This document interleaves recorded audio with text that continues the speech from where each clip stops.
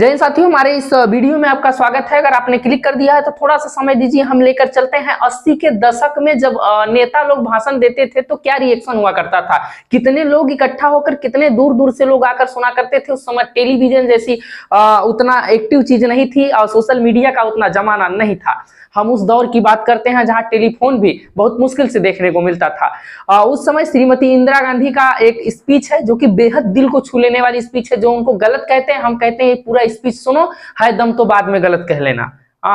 तो आज के दौर में क्या है, अगर कोई नेता आता है आपके आसपास भाषण देता है तो लोग सोचते हैं कब यहाँ से हटेगा। अब पहले मीलों दूर से लोग आकर उस भाषण को सुना करते थे, इतनी अच्छी खासी भीड़ इकट्ठा होती थी। उस दौर में एकता की एक मिसाल दी जाती थी। आज के दौर में राजनीति एक धंधा के तौर पर देखा जाता है। तो देर न करते हुए दो शब्द कह के हम वीडियो को स्टार्ट करते हैं। हमने सहराओं में रह के हासिल किया आसानी से, तुम समंदर में रहे और तब पर भी नहीं मिले पानी से। सियासत के दिए सबके हवाले मत करना, मुल्क भीग जाता है एक शख्स के नादानी से। तो आइए देर न करते हुए हम चलते हैं 80 के दशक में श्रीमती इंदिरा गांधी की वीडियो। उत्सव नहीं है, हम जमा होते हैं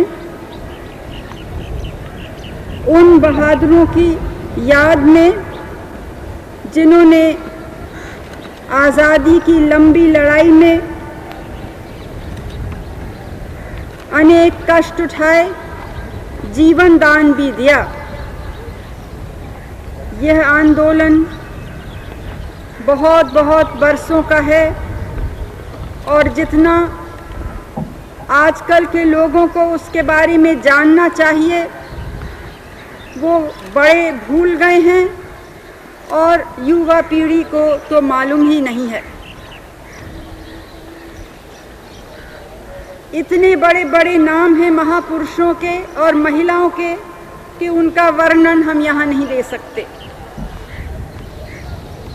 लेकिन उदाहरण के तौर पर कुछ लेती हूँ, केवल ये मिसाल देने कि कैसे भारत के हर कोने से हर धर्म के लोग उसमें शामिल थे। तिलक, दादा भाई नौरोजी, दिल्ली के डॉक्टर अंसारी, तैयब जी साहब, अनेक ऐसे तो एक पुष्ट के लोग थे। फिर आए भारत में लौटे महात्मा गांधी और आज़ादी के रास्ते ने एक नया मोड़ लिया जिसमें केवल बुद्धिजीवी और बड़े बड़े लोग नहीं, लेकिन सारे देश के किसान, मजदूर, युवा पीढ़ी और सभी लोग उसमें साथ हुए। हम क्यों इस लाल किले पे आज झंडा चढ़ाते हैं? ये कोई आज़ादी का प्रतीक नहीं है, पुराने ज़माने का प्रतीक है। लेकिन नेताजी सुभाष बोस ने नारा दिया कि जब हम स्वतंत्र होंगे तो लाल किले पे तिरंगे को हम उड़ाएंगे। ये कारण है कि 15 अगस्त को यहाँ भारत के पहले प्रधानमंत्री जवाहरलाल नेहरू ने ये झंडा फहराया और तब से हर प्रधानमंत्री इस कर्तव्य का पालन करते हैं। झंडा फहराया गया, उसके पहले इस लाल किले में 3 हमारे बहादुर गिरफ्तार थे। वो हमारे रास्ते से नहीं चल रहे थे, उनका कुछ दूसरा रास्ता था, लेकिन उन्होंने भी आज़ादी के चाह से, प्रेम से सब कुछ छोड़ने को, त्यागने को तैयार हो गए थे। वो भी शाहनवाज खां को तो दिल्ली के लोग अच्छी तरह से जानते हैं, एक मुस्लिम, प्रेम सहगल और ढिलोन। कोई हमने उनको नहीं चुना, कोई विदेशी हुकूमत ने उनको नहीं चुना, लेकिन तब भी इत्तेफाक से 3 धर्मों के लोग वो थे। मैं ये बात इसलिए कह रही हूँ घड़ी घड़ी कि हम समझें कि ये देश आज़ाद कैसे हुआ। आज़ाद हुआ क्योंकि सब धर्म के लोग, सब भाषा के लोग, सब प्रांत के लोग, सब जाति के लोग एक थे। एक ध्येय था, भारत को स्वतंत्रता मिलनी है। स्वराज्य हमारा जन्म सिद्ध अधिकार है। आज हमारे सामने कुछ दूसरे प्रश्न हैं। उस वक्त एक बड़ी चीज़ हमारे पास नहीं थी और उसके लिए लड़ना था। आज उस स्वतंत्रता को सुरक्षित रखना है और वो लड़ाई, वो चेष्टा प्रयास उससे कुछ कम नहीं है। जो उस समय हमारे सामने बांधे आते थे, रुकावटें आती थीं, खतरे थे, धमकी दी जाती थी, वो सब चीज़ें दूसरे रूप में, दूसरे प्रकार से हमारे सामने, हमारे चारों तरफ हैं। कुछ लोग कहते हैं कि जब मैं खतरे की बात करती हूँ तो लोगों का देश के भीतर के प्रश्नों से ध्यान भटकाना चाहती हूँ। इससे बड़ी गलतफहमी हो नहीं सकती है, क्योंकि देश के आज के जो कष्ट हैं, जो हर एक वर्ग के कठिनाइयाँ हैं, अगर उनसे हम परिचित नहीं रहते हैं, अगर उन समस्याओं का समाधान नहीं करते हैं, तो हम देश को कैसे मजबूत रख सकते हैं। आज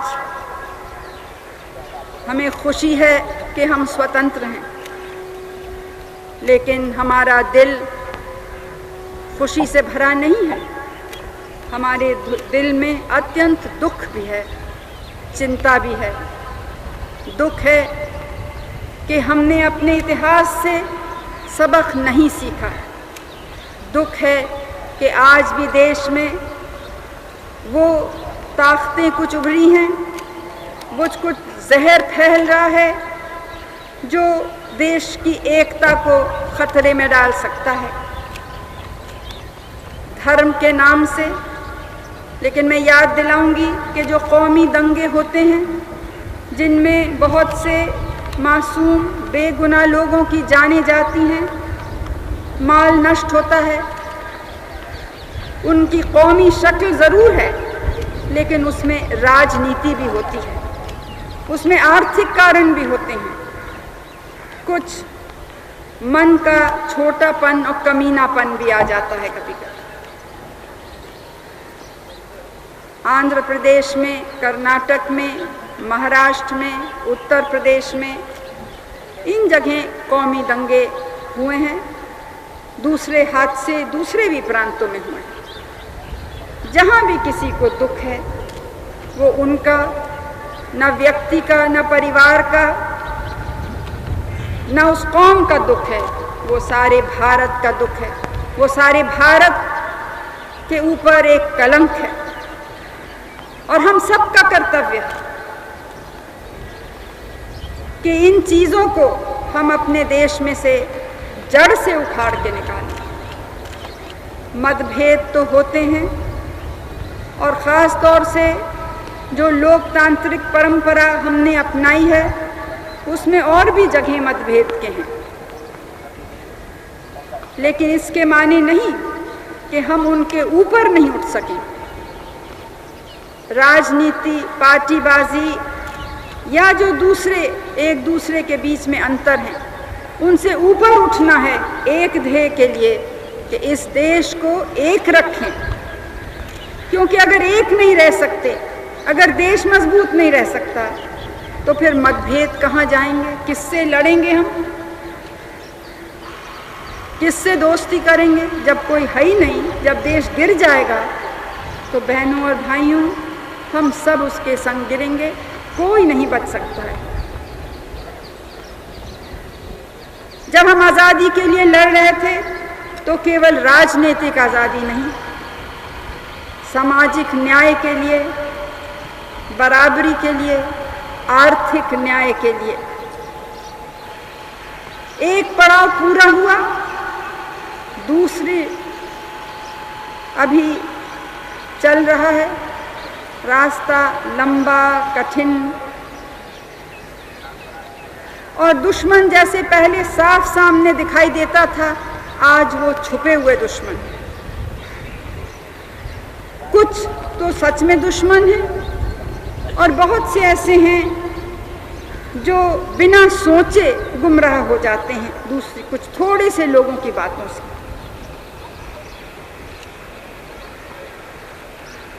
सबके दिल में इस वक्त पंजाब का ख्याल है। मैं पंजाब की कहानी नहीं सुनाना चाहती हूँ आपको, अनेक बार बोल चुकी हूँ, लेकिन क्योंकि गलत प्रचार हो रहा है तो 2 शब्द मैं कहूँगी। आज बहुत से लोग इस सम्मेलन में शामिल हैं जो यहाँ हमको दिख नहीं रहे हैं, क्योंकि इस अरसे में पिछले दफ़े जब मैं आपसे बोली तब से टीवी और रेडियो के अंतर्गत दूर दूर के गांव आ गए हैं। बिजली ज़्यादा फैली है, पीने का पानी और जगह पहुंचा है,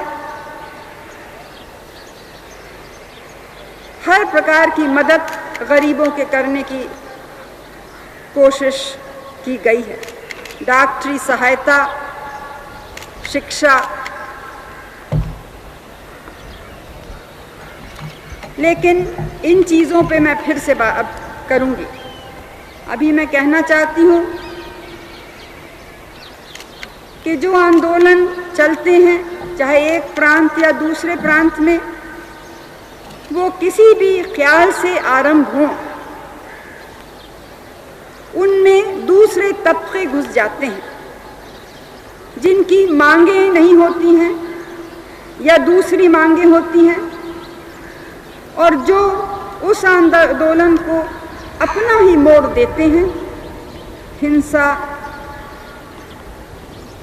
कत्ल, जलाना, हर प्रकार की इस बुराई उसमें लाते हैं। जो आंदोलन चलाने वाले होते हैं वो उनके काबू से वो हट जाता है। यही पंजाब में हुआ। कुछ प्रचार हो रहा है, ख़ास तौर से बाहरी अखबारों में और टीवी पर मैंने देखा कि जैसे कि हमने मांगों पर कभी बात ही नहीं की। आप सबको मालूम है कि कितनी लंबी बातचीत हुई, कितनी थोड़ी सी चीज़ों पे रुकावट थी। हमारी नीति, चाहे देश के भीतर चाहे देश के बाहर, हमेशा ये रही है, गांधी जी की, जवाहरलाल नेहरू जी की, मौलाना आज़ाद की सिखाई हुई नीति, कि जहाँ तक बन सके समझौता करना चाहिए, दोस्ती करनी चाहिए। हमारी तरफ से लड़ाई नहीं। शुरू से ही जिसकी ज़रा भी कोई मांग होती है, चाहे वो मेरा साथी हो चाहे मेरा विरोधी हो, मैंने हमेशा वो मांग सुनी है, उनसे मिली हूँ और यथाशक्ति पूरी करने की कोशिश की है। लेकिन मेरी शक्ति भी सीमित है, साधन सीमित हैं, रुपए सीमित हैं, उसके अंतर्गत ही हम कर सकते हैं।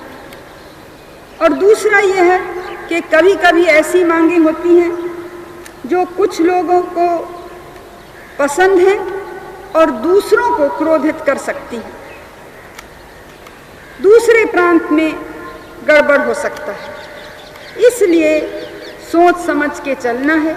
और जो मांग करते हैं, चाहे वो प्रांतीयता के नाम से हो या धर्म या भाषा या कोई और कारण, उनसे मेरा ये अनुरोध है कि अपने कष्ट के तरफ तो ज़रूर देखें, लेकिन अपने चारों तरफ भी देखें कि उनकी मांगों की पूरा करने से दूसरों को का कष्ट तो नहीं होगा। क्या भारत पर आर्थिक या दूसरा ऐसा बोझ तो नहीं पड़ेगा जिससे भारत कमज़ोर हो या उस बोझ से दब सके? क्योंकि ऐसे अगर आर्थिक कष्ट आता है हमारे ऊपर तो उन पर भी आएगा। हमने अपनी योजना के अंदर सबका ध्यान दिया है और हमारी कोशिश है कि सब वर्गों का, सब प्रांतों की उससे सहायता हो, प्रगति हो, विकास के काम आगे बढ़ें। इस वक्त केंद्र और राज्यों के बीच का क्या रिश्ता है, उस पर चर्चा चल रही है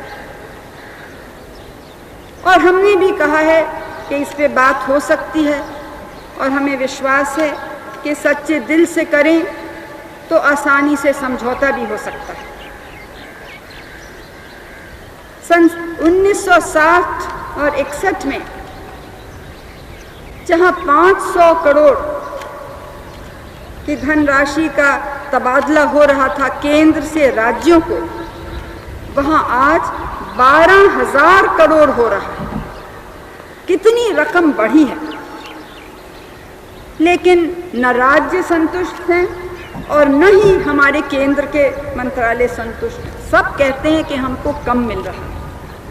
ठीक है, जितनी ज़रूरत है उससे कम है, लेकिन किस देश में, धनी से धनी देश हो, किस देश में आप देखेंगे कि सबकी मांगें पूरी तौर से संपूर्ण पूरी हो रही हैं। मांगें तो हमेशा रहेंगी और बढ़ेंगी। हमको ये देखना है कि जो संपन्न हैं, जो दूसरे से ज़्यादा अच्छी हालत में हैं, उनकी मांगें पूरी करने से कहीं जो गरीब हैं, जो दबे हुए लोग हैं, कमज़ोर हैं किसी कारण, उनकी मांगें पीछे न हट जाएं, कहीं उनकी कमज़ोरी न बढ़ जाए। क्योंकि वो जो भारत के गरीब हैं वो मजबूत होंगे तो सारा देश मजबूत हो। तभी जो आज संपन्न हैं वो और अपनी ताकत भी बढ़ा सकेंगे। और मेरी तो आशा है कि अपने स्वार्थ के लिए नहीं बढ़ाएंगे, देश की भलाई के लिए, अपने से कमज़ोर की मदद करने के लिए, देश को हर दिशा में आगे ले जाने के लिए। इसीलिए हमारा जोर सारा रहा है कि कमज़ोर तबकों की ज़्यादा सहायता की जाए। 20 सूत्री कार्यक्रम का यही ध्येय था और उसके अंतर्गत 1.5 करोड़ परिवारों को अपना जीवन स्तर थोड़ा सा ऊंचे करने में मदद की गई है। 1.5 करोड़ तो बहुत से देशों की तमाम आबादी से भी ज़्यादा है, लेकिन जहां 70 करोड़ हैं उसमें तो वो कम पड़ता है। कोई जादू नहीं है जिससे ये 70 करोड़ तक हम जल्दी में पहुंच सकते हैं। 20 सूत्री कार्यक्रम तो अभी हाल ही में शुरू हुआ है। उसमें नौकरी का भी प्रबंध हुआ है और वो बेरोजगार हमारे देहात के हों या शिक्षित दूसरे हों नौजवान, उस कार्यक्रम में भी काफ़ी हद तक सफलता प्राप्त हुई। ऋण देने में और कार्यक्रमों में भी सफलता प्राप्त हुई। मुझे मालूम है कि कमियां भी हैं, मुझे मालूम है कि लोगों ने गलतियां की और लोगों ने आके मुझसे शिकायत भी की। आपको आश्चर्य होगा जो दिल्ली में नहीं रहते हैं या पहले दफ़े सुन रहे हैं कि सिवा छुट्टी के दिनों को छोड़ के जब भी मैं दिल्ली में होती हूँ तो कभी कुछ 100 और कभी कुछ 1000 लोग मुझे रोज़ सुबह मिलने आते हैं, हर तबके के, हर धर्म के, भारत के हर कोने से। कोई केवल कहते हैं हम तो दर्शन करने आए हैं, कोई अपना दुख बताते हैं, कोई शिकायत करते हैं, कोई उन्नति की प्रशंसा भी करते हैं। तो मुझे इससे बहुत से बाहर के लोगों ने कहा कि क्या आपका समय नष्ट नहीं होता है इतने लोगों से मिलने का?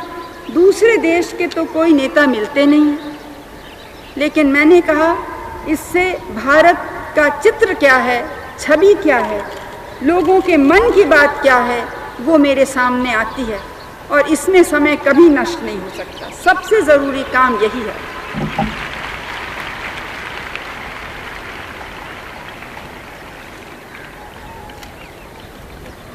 हमने सिंचाई के काम को तो बहुत बढ़ाया है। हमारे कुछ किसान भाई आंदोलन कर रहे हैं, लेकिन जितना हमने इन पिछले 4 वर्षों में किसानों के लिए किया उतना पहले शायद कभी भी नहीं हुआ। वैसे उनके तरफ ध्यान तो आज़ादी के आंदोलन में तो थे ही, वो हमारे एक जड़ समझिए आंदोलन के। उसके बाद भी हर समय उनके तरफ ध्यान था। वो हमारे अन्नदाता हैं। मुझे मालूम है कि जो चीज़ें वो ख़रीदते हैं उसके दाम बढ़े, लेकिन हम पूरी कोशिश कर रहे हैं अपनी तरफ से कि उनकी सहायता करें, और की भी है। रासायनिक खाद को हम 800 करोड़ की सब्सिडी, यानी जो दाम है, जो होने चाहिए दाम, उससे कम उनसे ले रहे हैं, 800 करोड़ तक। गरीब देश के लिए आसान नहीं है। इसी प्रकार से जो वो पैदा करते हैं उसकी कीमत भी पहले से काफ़ी बढ़ी है, लेकिन ये सच है कि जिन चीज़ों की उनको ज़रूरत है उसमें कुछ कीमतें बढ़ी हैं, यहाँ बढ़ी हैं, दूसरे देशों में बढ़ी हैं। ये भी सच है कि जैसे जैसे उन्नति और प्रगति होती है वैसे मांगें भी बढ़ती हैं। जो लोग 2-3 साल पहले ट्रैक्टर का सोचते भी नहीं थे, थ्रेशर का सोचते भी नहीं थे, इतनी खाद का उपयोग या कीड़े मारने की दवा का उपयोग ही नहीं करते थे, आज वो मांग बढ़ी। और जितनी मांग बढ़ती है उतनी पैदावार नहीं बढ़ती, इसलिए दाम बढ़ते हैं। तो हमको इन सब बातों को संग लेके सोचना है। जितना हम उन पर निर्भर हैं उतना वो भी निर्भर हैं कारखाने से क्या पैदा हो उस पर। तो मजदूरों के तरफ भी ध्यान देना है कि उनको न्याय मिले। कभी हमारा दोष होता है, कभी मिल मालिक का दोष होता है, और कभी मजदूर स्वयं, क्योंकि एक यूनिट में या एक कारखाने में बहुत से यूनियन हों और एक दूसरे का मुकाबला करें, लड़ाई करें, उसमें भी समय भी जाता है, उत्पादन को भी उसमें हानि होती है। इन चीज़ों के तरफ हमको ध्यान देना है। और अगर हर एक तबका अपने प्रश्न को बड़े भारत के चित्र के अंतर्गत देखे तो वो देखेगा कि केवल उसकी कठिनाई नहीं है, किसानों की कठिनाई है, तो मजदूरों की कठिनाई है, तो गृहिणी की कठिनाई है, महिलाओं को जिनको सस्ते से सस्ते में कोशिश करनी है अपना घर चलाने में इस महंगाई के ज़माने में। ये महंगाई के शिकार केवल भारत के लोग नहीं हैं, सारी दुनिया में है। हम कोशिश कर रहे हैं कि जो आवश्यक वस्तु हैं वो लोगों तक पहुँचें, और इसमें जो राशन प्रणाली है उसकी सहायता में अनाज के वितरण करने में, दूर दूर पहुंचाने में 850 करोड़ खर्चे किए जा रहे हैं, और हर कोशिश है कि बढ़े। अगर कोई बीच में बेईमानी करता है, भ्रष्टाचार करता है, तो उस पर सख्त से सख्त कदम लेना चाहिए, लेकिन वो उसी समय पता होना चाहिए किसने किया और कहाँ किया। अगर सब कहेंगे कि नहीं ये सब करते हैं तो कार्रवाई करनी मुश्किल हो जाती है। ये तो जो वहाँ के रहने वाले हैं, स्थायी लोग हैं, उनको इस पे सतर्क रहना है। जो अत्याचार होते हैं, चाहे हरिजन पर हों, चाहे अल्पसंख्यक के लोगों पे हों, चाहे महिलाओं पे हों, जो पड़ोस के लोग सतर्क रहेंगे, जागरूक रहेंगे, तो तभी इनका कोई रास्ता निकलेगा। हमारी तरफ से तो कानून और मजबूत करने की पूरी चेष्टा है। जो नहीं भी मांग करता है, हम उस मांग को भी सोचते हैं कि ये कठिनाई उठ सकती है, इसके लिए हम अभी क्या करें। तो ये ज़माना है कि अगर आप चाहते हैं कि अपने पैर पे खड़े हों, हमारा नारा है कि राष्ट्र आत्मनिर्भर हो। लेकिन राष्ट्र के माने क्या हैं? कोई ज़मीन नहीं, लेकिन आप में से प्रत्येक नागरिक चाहे कहीं भी रहते हैं, आप में आत्मनिर्भरता जहाँ तक हो सके वो आए, ये हमारी चेष्टा है। और उसके संग एक जिम्मेदारी जाती है। जिम्मेदारी है कि आप अपने कर्तव्य का भी पालन करें। आप देखें कि हिंसा न हो, आप देखें कि जो पवित्र स्थान हैं, धार्मिक स्थान हैं, वो हिंसा के लिए के अड्डे न बन जाएं, अस्त्र जमा करने के अड्डे न बन जाएं, बुरे काम के अड्डे न बन जाएं। आपका कर्तव्य है कि सांप्रदायिकता का नारा नहीं उठे, और जहां उठता है आप स्वयं जाइए। जैसे आज़ादी के ज़माने में हमारे कार्यकर्ता जाते थे और लोगों को शांत करते थे, और वो जो उनका गुस्सा उठता था उसको कम करने की कोशिश करते थे, क्योंकि हमने करके देखा है, हमको मालूम है कि ये हो सकता है। क्योंकि भारत ने बड़े बड़े काम उठाए हैं, इसलिए हमको विश्वास है कि आगे और बड़े काम हम कर सकते हैं। खतरे देश के भीतर हमेशा ही रहते हैं। जहाँ इतनी विविधता है, इतने धर्म, भाषा, इतने नियम और रस्म, वहाँ कुछ न कुछ तो एक दूसरे से मुकाबला चलता ही है। लेकिन हमने हमेशा ये सोचा कि ये विविधता कमज़ोरी के निशान नहीं है, ये एक समृद्धि की निशानी है। ये भारत को एक और सुंदर बनाता है, हमारे समाज को सुंदर बनाता है। इसलिए हम नहीं चाहते कि किसी के धर्म पर आंच लगे या किसी की परंपरा पे कोई आंच लगे। सब अपने रास्ते पे चले, लेकिन वो सब रास्ते मिलने चाहिए। जैसे नदियाँ सागर में जाती हैं, वैसे भारतीयता के सागर में ये सब अलग अलग परंपराएं, अलग अलग नियम और रस्म मिले, जिसमें हम सब को फख्र से कहें कि हम भारतीय हैं। हम अपने धर्म का पालन नहीं करेंगे अच्छी तरह से, और बहुत से लोग धर्म में नहीं मानते हैं, इसलिए उन पे कोई ज़बरदस्ती नहीं है। लेकिन जो धार्मिक लोग हैं अपने धर्म का पालन करेंगे तो ज़्यादा अच्छे नागरिक बन सकते हैं। किसी धर्म में ये नहीं है कि लड़ाई करें। हर धर्म ने भाईचारा सिखाया है, प्रेम और करुणा सिखाई है। और उस धार्मिक रास्ते पे अगर देश चले तो एक नया समाज हम बना सकते हैं। अभी भी समाज नया हो रहा है, अभी भी अपनी पुरानी परंपरा को रख के हम आधुनिकता के तरफ जा रहे हैं।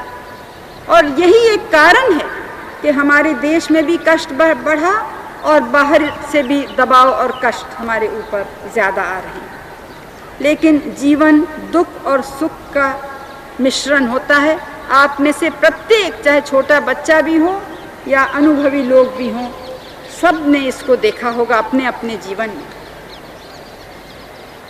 हम उस दुख से, कष्ट से दब सकते हैं या उसके ऊपर उठ सकते हैं, ये हमारे हाथ में है। इसमें सरकार मदद नहीं कर सकती, कोई राजनीतिक दल मदद नहीं कर सकता। ये तो हमारा अपना मनोबल कितना है, अपनी अंदरूनी शक्ति कितनी है, इस पे निर्भर। और आज जो स्वतंत्रता दिवस है, इस पे हम सबको ध्यान देना है।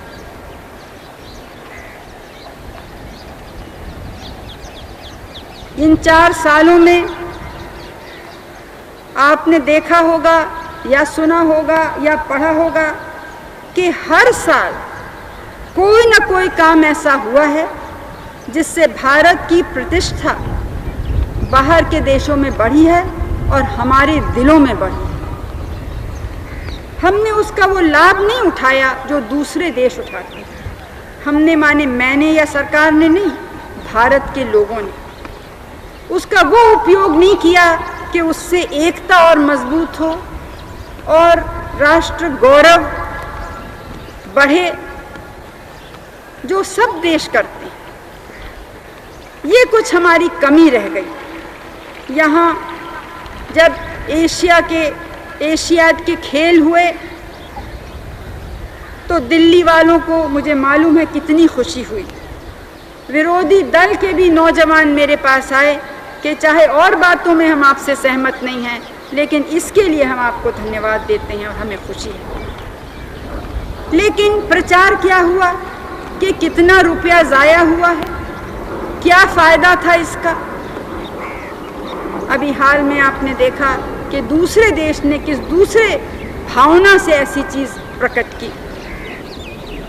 तो हमको तो देखना है कि हर मौके से, ये नहीं कि एक पार्टी मजबूत होती है कि नहीं, सारा देश हर मौके को कैसे ले सकता है एकता बढ़ाने के लिए, देश की शक्ति, देश का मन। दोस्तों, ये वीडियो आपको कैसा लगा कमेंट बॉक्स में अपनी राय जरूर दें। और हमारे देश की महान प्रधानमंत्री इंदिरा गांधी, जिनके बारे में लोग अनाप शनाप कुछ लोग बोलते हैं, अब बोलने वाले को कौन रोका है, और स्थिति, हालात, सिचुएशन उस समय क्या रहा होगा, क्या नहीं, किस हिसाब से निर्णय लिया गया, ये किसी को नहीं पता है। और जो बोलते हैं कि ये ऐसे हैं वो ऐसे है ना, तो उनके दादा बाबा उस दौर में एक जिला से दूसरे जिला क्रॉस नहीं करते थे। हाँ, जिस दौर में वो भारत की प्रधानमंत्री थी, और जो भी आप पोखरण परीक्षण से लेकर के उनके मतलब ये काफी अहम भूमिका रहा है उनका भी। हाँ, एपीजे अब्दुल कलाम के उसमें काफी योगदान रहा है, अटल बिहारी वाजपेयी का भी रहा है। तो मित्रों, ये सब राजनीति की बातें हैं, अगर करने लगेंगे तो समय बहुत ज्यादा होगा। अब मुलाकात होगी किसी और पार्ट में, तब तक के लिए खुश रहें, स्वस्थ रहें, अपने अपने परिवार का ख्याल रखें। जय हिंद दोस्तों।